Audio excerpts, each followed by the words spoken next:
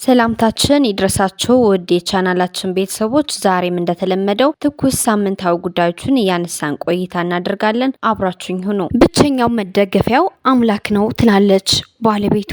የእሱን ስራ ቆይቶ ለጀማሪ ጥበበኛ ቦታ የሚለቅ ይሉታል ውለታው ያለባቸው የጥበብ ሰዎች። ሌሎች በፍቅሩ የከነፉ ደግሞ እሱን ለመግለጽ ቃላተው ንጉሳችን ህመምን አስታሞ ጥላቻን በይቅርታ የሚሽር መረራቅን በጣጥሶ የሚያቀራርብ ብለው ሲያመካሹት፣ በየጊዜው ወደ ወንበር ማማ ለሚመጡ ደግሞ የጭንቁ ስል የሆነባቸው ይመስል ሁሌም ከራሱ አይወርዱም። ካለፉት መንግስታት የበትር ምት ያላመለጠው ቴዲ አሁንም ሊያመልጥ አልቻለም። በቅርቡ በሀገራችን በነበረው የእርስ በርስ ጦርነት እንደ ሌሎች ተገደውም ይሁን ወደው ሲያቅራሩ እንደነበሩ የሀገራችን አርቲስቶች ነን ባዮች እሱም የህልውናው ዘመቻ በሚለው እንዲቀላቀልና እንዲሳተፍ ጥሪ ቢደርሰውም ከሀገሬው መንግስት አሻፈረኝ በሚል መልሱ በህዝብ ላይ በሚደረግ ጦርነት አልደግፍም በማለቱ አሁን ላይ ቅጣቱ እየተቀበለ እንደሆነ እየተነገረ ይገኛል። ኢትዮሪካ የተሰኘው አልበም በአርቲስት ቲቪ ላይ በአርቲስቱ ይሰጠው የነበረው ጋዜጣዊ መግለጫ መንግስት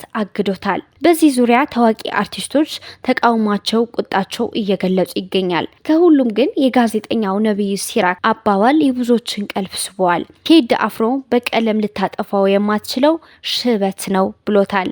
ሽበት ቀለም ብትቀባው ከስርስር ብቅ ይላል፣ መውጫ አያጣም። በምላጭ ብትቆርጠውም ሽበቱ አምሮበት ተባስሮ ይወጣል። ቴዲም እንደ ሽበት ነው ብሎታል። ቴዲን ለማጥፋት መሞከር ጠንክሮ እንዲወጣ ይረዳዋል እንጂ አያስጠፋውም ብለዋል ጋዜጠኛ ነብዩ ሲራክ። ፈዲላ ቢያ የብልጽግና ፓርቲ አባልና የውጭ ግንኙነት ሚኒስትር ዴኤታ ናት። እሷ በበኩላ የተከለከለም የታገደም ዘፋኝ የለም ብላለች። በማህበራዊ ትስስር ገጿ መልእክቱ ያጋራችው ይቺ ፖለቲከኛ በቴዲ አፍሮ ላይ የሰጠችው ክብር የጎደለው ጽሁፍ በእጅጉ እያስተቻት ይገኛል። ሌላኛው የቀድሞ የብልጽግና መንግስት ኃላፊ ዮናስ ዘውዴ በበኩሉ ምን አስለፋችሁ ቴዲ ላይ ቂማቸው እየተወጡበት ነው። የህልውና ዘመቻ ብለው በሰየሙት አልሳተፍም ስላለው የብልጽግና መንግስት ቂሞ እየተወጣበት ነው።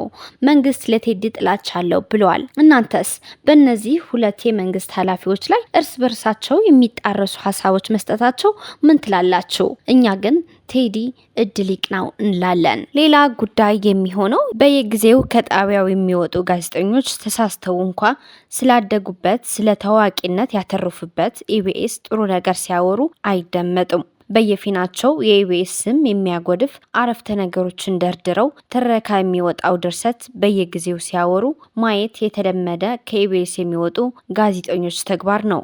አሁን ደግሞ ይባስ ብሎ እነዚህ ጋዜጠኞች እና ባለሙያዎች በኢቢኤስ ላይ ዘረፋ ፈጽመዋል የሚል ዜና ሶሻል ሚዲያው ተቆጣጥሮታል። የአገሬ ሰው ትዝብት ነው ትርፉ ይላል። እንደዛ የሚያስብል ነገሮች እየፈጸሙ በየጊዜው የሚወጡ ጋዜጠኞች ኢቢኤስ ቲቪ ስሙ ቀየር እንደ የሚያስብሉ የኢቢኤስ ፕሮግራሞች ኮፒ ፔስት ተደርገው በቻናል ዋን ቲቪ መቅረባቸው፣ የቻናል ዋን መስራች የቀድሞ ኢቢኤስ ቲቪ ዋና ዳይሬክተር የነበረ መሆኑን ሲታወቅ፣ የቻናል ዋን ስቱዲዮ ዲዛይን እና አቀማመጥ ሌላኛው ኢቢኤስ መምሰሉ፣ አሁን ደግሞ ከፍተኛ ተቀባይነትና ተወዳጅነት የነበረው ሲትኮም ድራማ በስንቱ ከኢቢኤስ ወደ ቻናል ዋን መስኮልላቸው ነገሩ የጤና እንዳልሆነ ከዚህ በላይ መረጋገጫ እንደሌለ ብዙዎች የተስማሙበት ጉዳይ ሆኗል። አንዳንዶችማ ኢቢኤስ ቲቪ ወደ ፍርድ ቤት መሄድ አለበት ብለው ሀሳብ የሚያቀርቡም አልታጡም። ከላይ ባነሳናቸው ሀሳቦች ላይ ቻናል ዋን የእስር ወይም የገንዘብ መቀጮ ሊያገኝ ይችላል ወይ ብለን ስንጠይቅ ግን በአብዛኛው ቻናል ዋን በህግ አይን ሊያስቀጣው የሚችል ትንሽ ፐርሰንት ብቻ ነው። በምግብ አዘገጃጀት፣ ስፖርት፣ ዙረት እና የመሳሰሉ ፕሮግራሞች የባለቤትነት ውስንነት ስለሌላቸው ማንም አካል ሊሰራባቸው ይችላል። አሁን ደግሞ በስንቱ ሲትኮም ድራማ በህጋዊነት ተፈራርሞ በውል እስከሰሩ ድረስ ህጋዊ ነው ማለት ነው። ለዚህ ነው ትዝብት ነው ትርፉ እየተባለ ያለው። ሌሎች ወገኖችም ሀሳባቸው ከመንሰዘር አልተቆጠቡም። ከተቀጣሪነት ወጥተው በወጣትነት እድሜያቸው የቲቪ ቻናል ባለቤት መሆን ቀላል አይደለምና አጀብ ሊባል ይገባል።